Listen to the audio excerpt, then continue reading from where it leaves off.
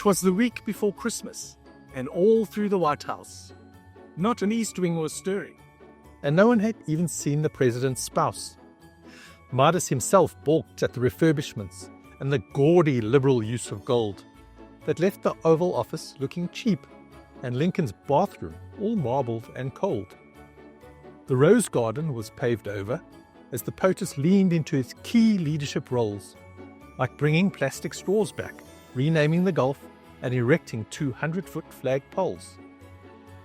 In true Oprah fashion, every country was gifted with a tariff on Liberation Day. That pushed inflation higher, leaving the end consumer the one to pay.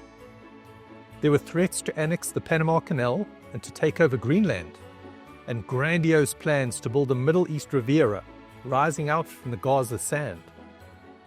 The Taco Man, who feuded with Musk, had fake news calling out all his lies, as he begged and he pleaded Oslo to be awarded the Nobel Peace Prize.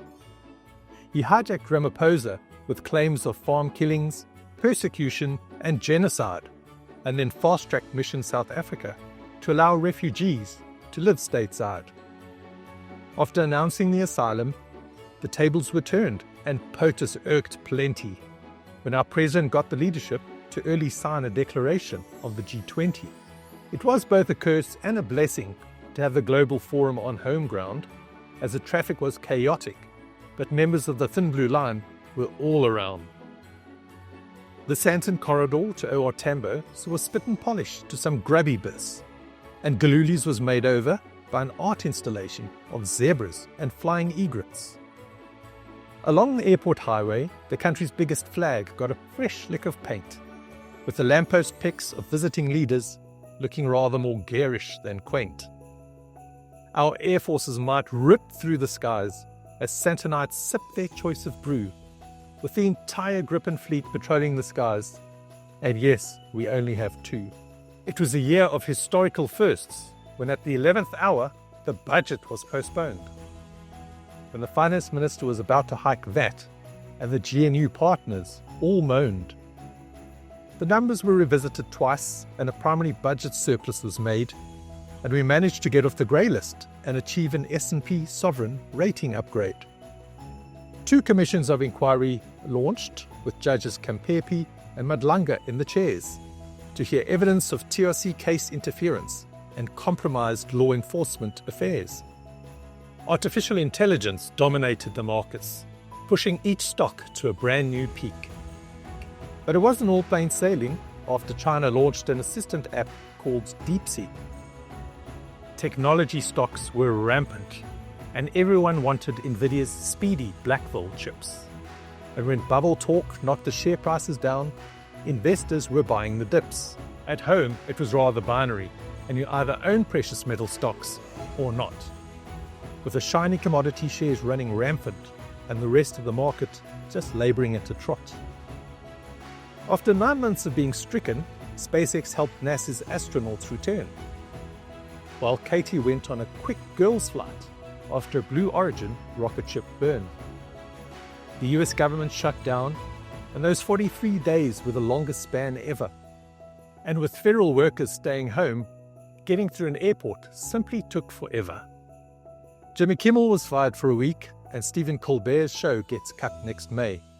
And after all the ducking and diving, will the Epstein files ever see the light of day? Pope Francis's earthly service ended, and Leo became the first pope from the States, while others shuffled this mortal coil, and some lined up at the pearly gates. After becoming a centurion, President Jimmy Carter's humanitarian work was done, and Hollywood lost Robert Redford, Diane Keaton, and Iceman from Top Gun. Ozzy Osbourne bade farewell to fans with a Prince of Darkness gig at Villa Park, and Gene Hackman and his wife and dog passed on in circumstances quite dark. George Foreman sold his final grill, and Armani's fashion designs will be no more, and a rogue ocean current took Theo Huxtable's life off the Costa Rica shore. Jane Goodall championed our natural world, and the Doctor became a British dame, and she will always be remembered for the chimpanzees that took her to fame. Hulk Hogan delivered a last body slam, and WKRP's Lonnie Anderson lost her light.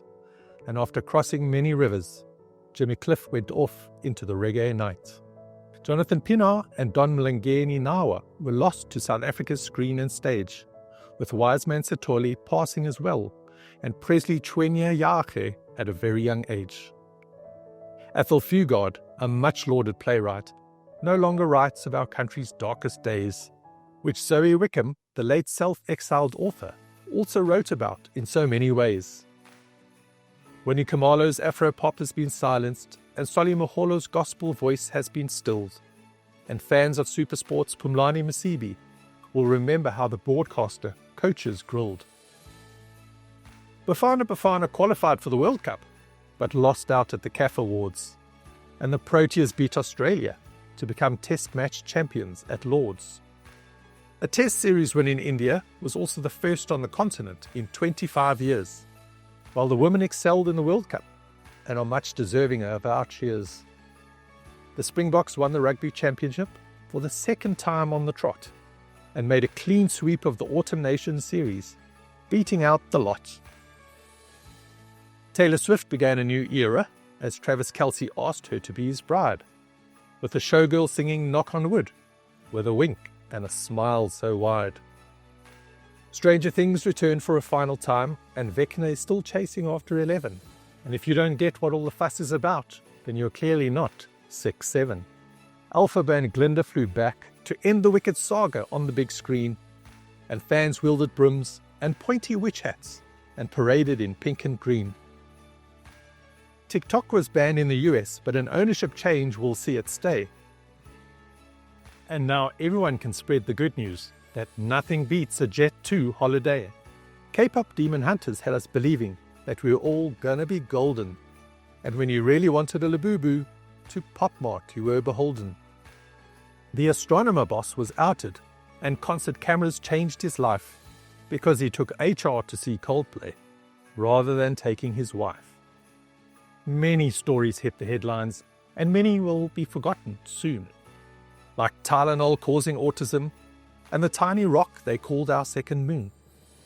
The daring jewel heist at the Louvre might still get some talk next year, but the failed September rapture might force Pastor Joshua into a new career. Some stories gave us a chuckle, but others gave us cause to wince, and others seemed inevitable, like Andrew no longer being a prince. Beyoncé won another Grammy, and Apple launched another phone, and then another Jurassic World movie came out. Can't we leave the dinosaurs alone? That can't be all that's happened, but let's not take up any more time. Let's end it all as usual, torturing Clement Moore's incredible rhyme. But I heard him exclaim, ere he drove out of sight, a great festive season to all, and to all, a good night.